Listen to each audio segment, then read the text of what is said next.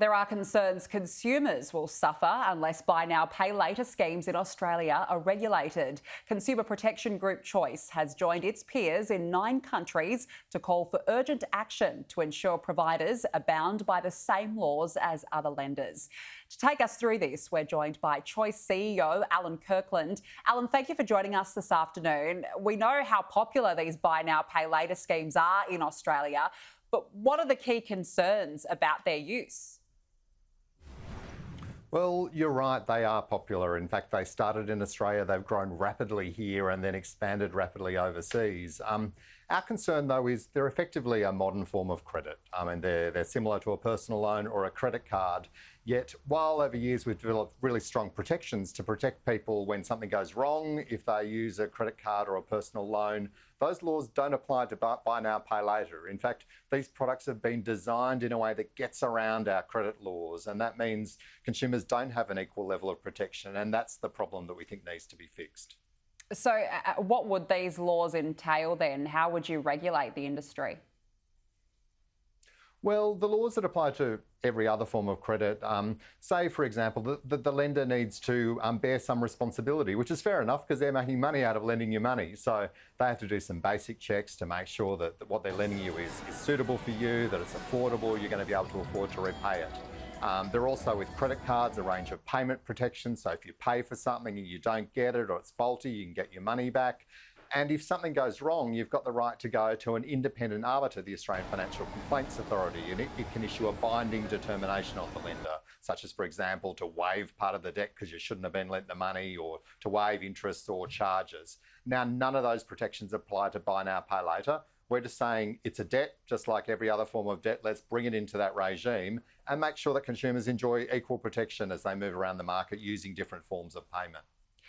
Could it be said that it would be better to use the buy now, pay later schemes as opposed to taking out an astronomical debt, say $15,000, $20,000 with a credit card? Are you better off going with an afterpay type of scheme? Well, the answer is it depends. I mean, if you end up in financial trouble, then you're going to have a lot less protection with buy now, pay later. And that's why it's important that we have these sorts of laws. It's also important to remember that buy now, pay later started out being something that was for minor purchases like, some clothing or something like that. They're now lending up to $30,000 for things like cosmetic surgery and putting solar panels on your house.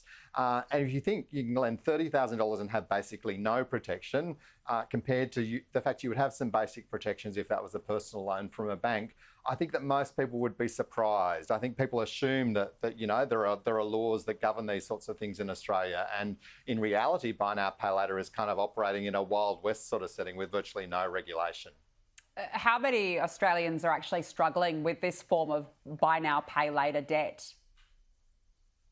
Well, we know that around a third of Australians from Choice Research have used buy now, pay later in the last 12 months. And we know that around 15% of those who've used it have had trouble. They've missed a payment or they've incurred a late fee.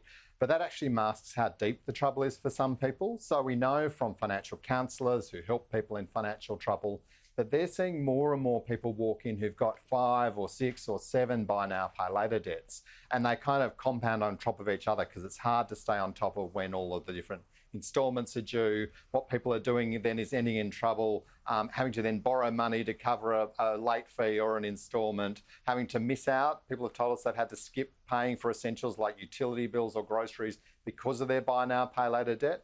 And it just turns into this downward spiral. And once again, people have got very few protections.